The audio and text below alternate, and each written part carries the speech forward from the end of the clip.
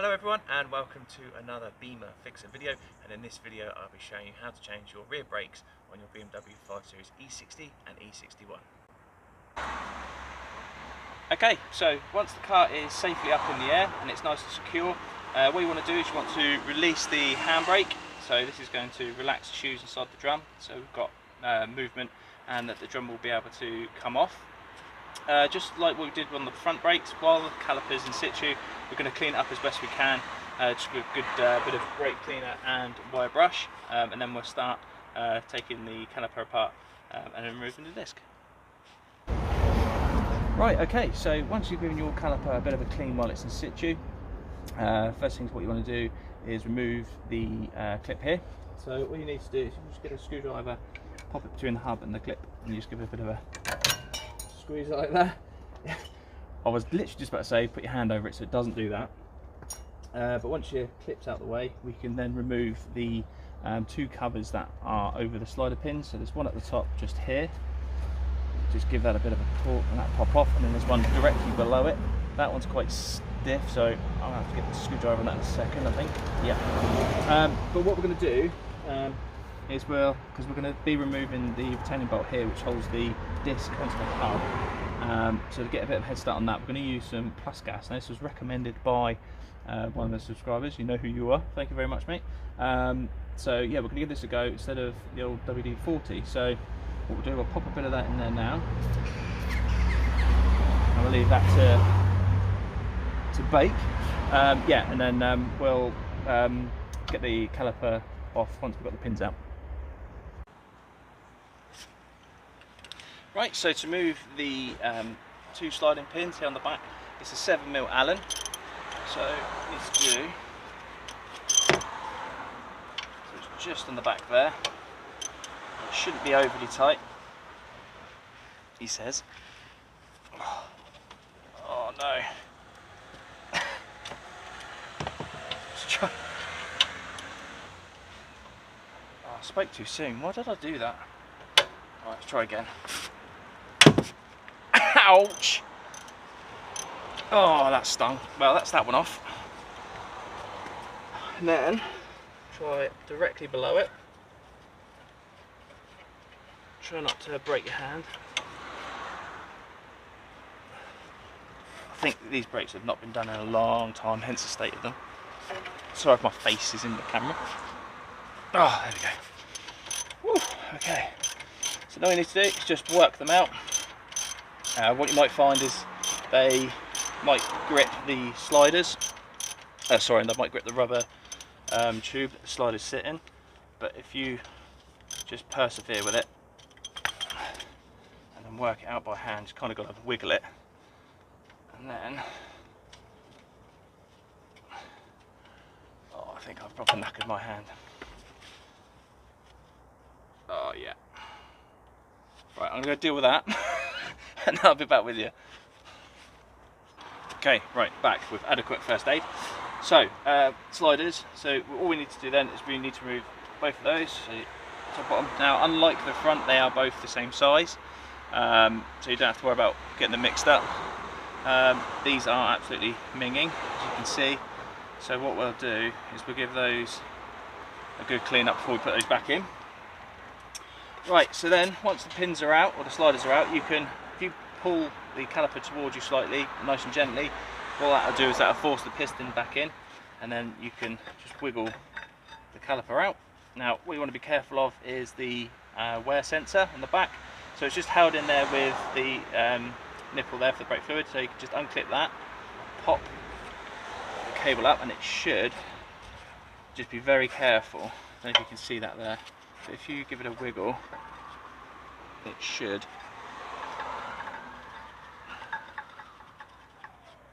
wiggle loose, he says.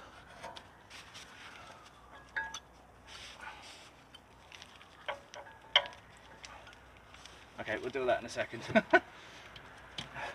Okay, so just to give you a better idea on how that's located, it's just sat in like so, like that. Okay, so this one's not actually been triggered.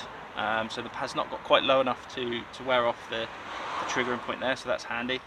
So just give it a wiggle and pull it out to the side like that. Now just be careful that if you're going to use your one again, the little retaining clip can sometimes get left behind in the pad, the old pad, so just make sure that that stays on the sensor like that, and that clips in, and then just leave that out the way up there with your caliper just popped up on the on your spring or strut. So that's the old pad removed. So then what we're going to do now is we're going to remove the caliper cradle. So that's 218. So what we'll do, we'll give that a bit of the plus gas again.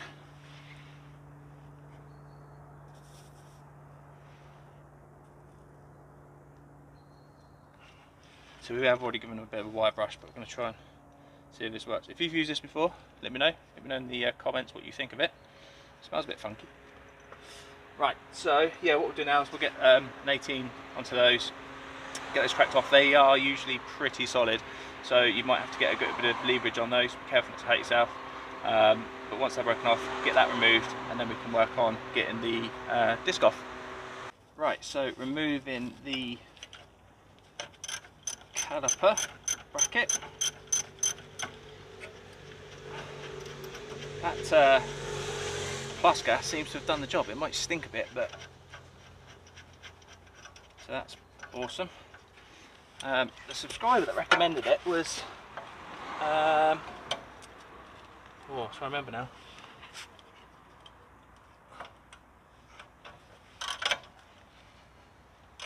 It was T5 Jerry, I think it was. I think that's you, mate. So yeah, thanks very much for that. I did order it a while ago, but it didn't turn up for front brakes. Anywho, so yeah, what we'll do is we'll just work out the 18mm bolts on this cradle. So when it comes to removing the disc, what we're going to have to probably do is wind back the brake shoes inside, because they're going to be gripping the inside of the drum and possibly sitting in the recess that it's created on the inside. If you haven't already, I've got a video actually on how to adjust that, but if you haven't seen that, what you need to do is you need to line up the hole at the bottom, and then you can adjust the cog on the inside. From memory, I think it needs to come towards us. So if you imagine the top of the bolts there, I believe it's going to come towards us to relax it, but don't quote me on that. Let me have a closer look and then I'll show you. Okay, so where we're at now is we are ready to remove the disc. Now, like I said before, the shoe's going to be probably out to a point where they're going to grip the inside. So what you need to do is you need to rotate the hub so that there's a hole, or a wheel bolt hole there at the bottom. And what you need to do with your flathead screwdriver, if you get a torch, it definitely helps. I would get you in there and show you, but I'll show you once the hub's off. And what you want to do is you want to go through. Now, directly at the bottom in the centre, there's a heavily toothed cog, and what you need to get that to do is you need to get that to rotate away from you. So if you imagine the top of the bolt here, you need it to go into the centre of the car. Okay, so you need to rotate it that way, and what that's going to do is that's going to bring the pads, the shoes in away from the disc. So I've given it 2 or 3. I'll give it a couple. Excuse lorry. Give it a couple more, like that. Now what you want to do is you want to make sure you've got a wheel nut in the hole already as well, just so the disc doesn't come flying off if you're lucky. And then you pop out your retaining screw, which thanks to that new lubricant stuff, it's done the job there. And what you want to do is grab a hammer, just give it a, there we go, a couple of taps like that. There we go. So what we do is we pop that wheel nut out. It may need a couple more rotations on that screw, or if we're lucky, yeah, it's going to need a couple more. Oh, there's tractors up and down the road. So what you want to do is just get it back in there.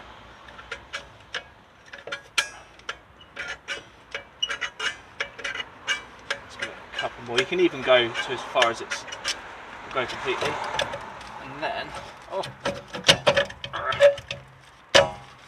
there we go. Whew. Okay, so that's good. I was kind of hoping that there's plenty of life left in the shoes. There is. We'll give that a good clean up. But yeah, so what I'll do, I'll bring you down in a second and I'll show you where that cog is. Right, so to give you a better idea on that cog, so it's through the hole at the bottom. So on the other side, there we go, you can see it there, that's the cog. So what you do is you go through the hole in the hub with your screwdriver, and then you just rotate like that. So when it's spinning, this is on the driver's side, I think it might be reversed on the passenger side. Okay, so it's the top of the cog just there, so just come down and then spin it like that. Okay, so if you're looking from the back of the car looking forward, it's actually going anti-clockwise. Okay, and then it'd be the reverse to tighten it up like that. So, but yeah, it's a bit easier to see when the actual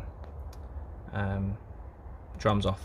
But yeah, so that gives you a better idea there. So what we'll do now is we'll give the brakes a bit of a clean, give this all a bit of a clean up, just inspect the shoes, make sure they're okay, clean the hub here because that needs to be grease and debris free before we put the new discs on. Something I wanted to point out that I didn't when I did the front brakes was if you're doing any of this cleaning, pop a mask on. I was stupid, I didn't put a mask on when I did the front brakes, and I could definitely feel that I breathed in some nasty. So just when you're doing this, just make sure you've got a mask on as well, and eye protection, because anything can fly up, especially one of the little bristles off the brush there. You don't want that shooting into your eye.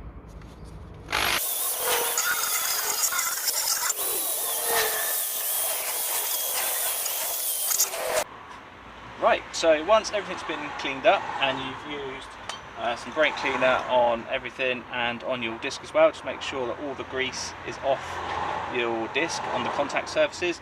Don't worry too much about the actual centre of the hub because you've got mucky hands, so that's going to get mucky, but it doesn't matter. So, good little top tip, before you put the disc back on, because we've wound the shoes in so much, once you put the new disc on, it's going to take forever to kind of get them back. So whilst the hub's off, or sorry, the drum's off and the cog's really accessible, it's a good time to kind of just wind the cog back towards you. So best thing to do is just give it, you know, a good few turns, go to put the disc on. If it doesn't quite fit, then just relax it a bit more. So what I've done, or going to do, is if I give that 2 or 3 turns. So we're moving the shoes back out now, so it's turning towards us. So if you imagine the top of the cog is coming towards us now.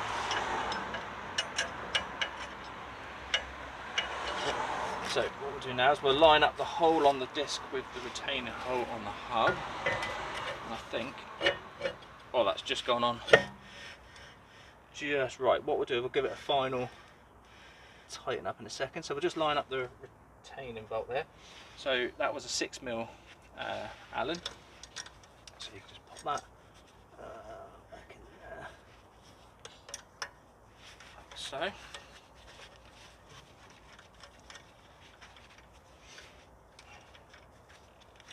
You don't have to go crazy with this one. Just nip it up, and it's just going to keep this one there like that. Okay. So what we'll do now is, I actually think that might be actually bang on. There's a slight bit of drag there, as you can hear, but that's not binding up. So I think that's pure fluke. It's there. So, but what you might find is it's not touching at all, in which case you need to tighten it back up. So bring the cog back towards you on the driver's side, or if you come out too far and you can't get the disc back on, just wind it back the other way, and that will bring the shoes back in. All right. So now we've done that, what we'll do now is we'll get the caliper ready. We'll give that a bit of a clean, and we'll also get the caliper bracket, the cradle, give that a clean, get that back on as well, and then we'll put the pads in, and then we're pretty much there. Right, so we've given the caliper holder, or the cradle, a good clean. So what we're going to do now is we're going to pop the 80mm bolt back in there. Like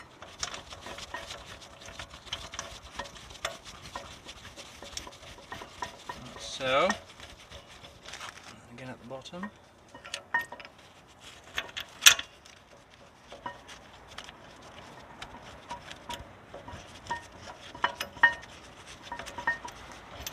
So what we'll do now, we'll get these tightened up and torqued down, and then we'll pop the new pads in the caliper, and then we'll pop the caliper on, and then pretty much there. Okay, so once your caliper bracket's back in place, we're then ready to get the pads ready to pop back into the caliper. So what we've done here, we're using the Pro Slip grease. Okay, so there's the one for the clip, so that will go on any metal to metal, so that's on the tips there, pretty much where you would use to put copper grease, but this is better to use because it's not alcohol based. And then we've got the copper slip pad, which is this one here, so that goes on the back just there. So once that one's done, you can just pop that on there like that. And then the other one, it's the one with the spring on the back, so this is the one that's going to go into the piston in the caliper, and also where the wear sensor is going to go. So as you see, I've just made sure that I popped it in after putting the grease in to make sure it was in the right spot, which it was there. So we've got the Pro Slip pad on the back there, and then again with the clip, the red one there on the end. So what we'll do now is we'll grab the caliper. Hopefully you can see it like that. So what we want to do is we just want to line up the pins like so, pop it back in. Now what you'll find is the piston is still quite far out, so what we need to do is push the piston back in. So a good way of doing that is if we use one of our old pads and we pop that in front of the new one. If we grab our G-clamp,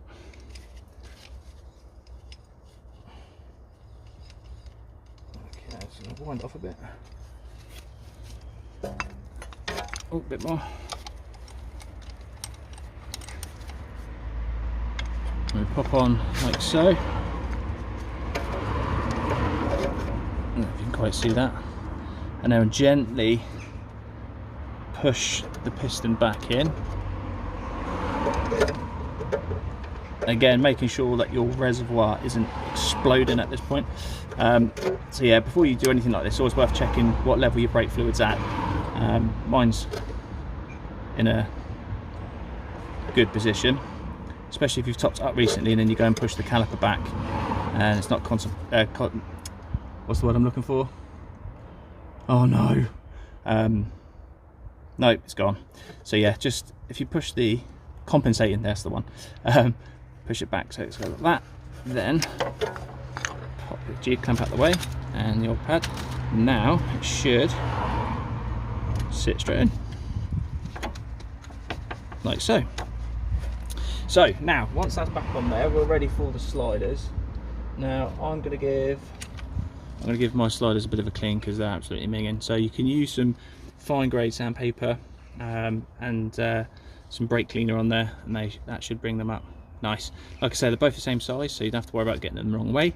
And then when we put those back in, we're going to be using the Pro Slip pin on the runners here, again because it's silicone based, not like copper grease, which is alcohol and can degrade the rubber. So I'll get these cleaned up, get these popped in, and then clip on the outside, and then we're pretty much there. Okay, so almost forgot, we've got to put the wear sensor back in. So just a word of warning, there's a little metal clip on the end there that you need to make sure that stays there, otherwise it will just fall out. And then I don't know if you can see, just inside, just in there, you can pop that back in, and that should just clip in to place like that, and that's that back in. Okay, so we are now ready to pop our sliders back in. So we'll be using our Pro Slip pin grease. So all we need to do is pop some little dabs on there, like so. There we go. And then what we'll do, again it's a 7mm Allen, we'll just pop that in like so. It's probably going to take a bit of fiddling and wiggling to find home. Just try not to get in the way of the camera. but if you just kind of start it off by hand,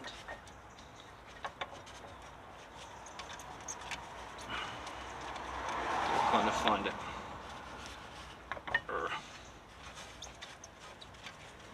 That's got it. Okay, so just pop the top one in first and just put that in kind of finger tight. Like so. And then we'll do the same again for the bottom one. I know I've probably mentioned before, but they are the same size on that front. So you kind of get them mixed up. Like so. It's probably got a bit too cold over there. Let's take some of that off. Okay, that one goes directly below it.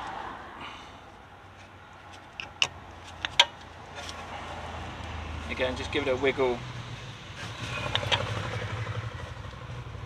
until you find it.